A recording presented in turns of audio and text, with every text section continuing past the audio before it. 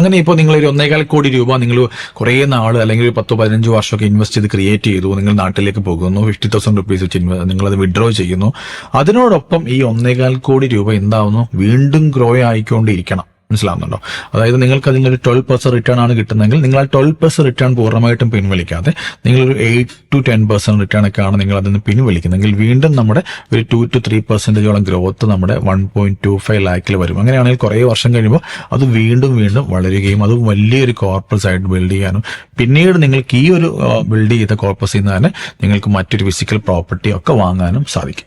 അപ്പൊ ഞാൻ പറഞ്ഞു വന്ന ഇത്രയേ ഉള്ളൂ. നമ്മളൊരു 50 വയസ്സ് കഴിഞ്ഞ പലരെയും കാണുമ്പോൾ നമ്മുടെ ഉള്ളിൽ നിന്ന് നമ്മൾ തോന്നാറുണ്ട് അല്ലെ, അയ്യോ ആ പാവം എത്ര നാളും കൊണ്ട് ഗൾഫിലാണ്, അല്ലെങ്കിൽ ചിലതെങ്കിലും പറയുന്നുണ്ട് എത്ര നാളും കൊണ്ട് അയാൾ ഗൾഫിലാണ്, അയാൾക്ക് നാട്ടിൽ പൊക്കൂടെ എന്ന് പറയുന്ന ആൾക്കാരുമുണ്ട്. പക്ഷെ പോകാൻ സാധിക്കാത്തത് അവരുടെ ബുദ്ധിമുട്ടും സാമ്പത്തിക സാഹചര്യങ്ങൾ കൊണ്ടുമൊക്കെയാണ്.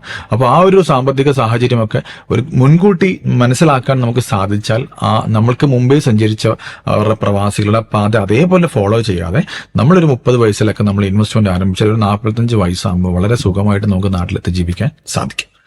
അപ്പൊ കഴിഞ്ഞു പോയപ്പോഴും ദുഃഖിച്ചിട്ട് കാര്യമില്ല. ഇനി വരുന്ന പുതിയ തലമുറയിൽപ്പെട്ട പ്രവാസികളെങ്കിലും നിങ്ങളുടെ കിട്ടുന്ന വരുമാനത്തിന്റെ ഒരു 20% എങ്കിലും ഞാൻ നിക്ഷേപിക്കും, അതിനുശേഷം ഞാൻ അത് ചിലവാക്കൂ എന്നുള്ള ദൃഢപ്രതിജ്ഞ എടുക്കുക. എന്നാൽ മാത്രമേ നിങ്ങളുടെ ഭാവിയും ശോഭനമാകൂ. നിങ്ങൾക്ക് അങ്ങനെ ഒരു കാര്യം ചെയ്യണമെന്ന് ആഗ്രഹമുണ്ടെങ്കിൽ നിങ്ങൾക്കൊരു SWP പ്ലാൻ എന്താണ് അറിയണം, എങ്ങനെ അത് ക്രിയേറ്റ് ചെയ്യണം, എങ്ങനെ മാസം അതിൽ നിന്ന് പിൻവലിക്കണം, അങ്ങനെയുള്ള സംശയങ്ങളൊക്കെ ഉണ്ടാവാം.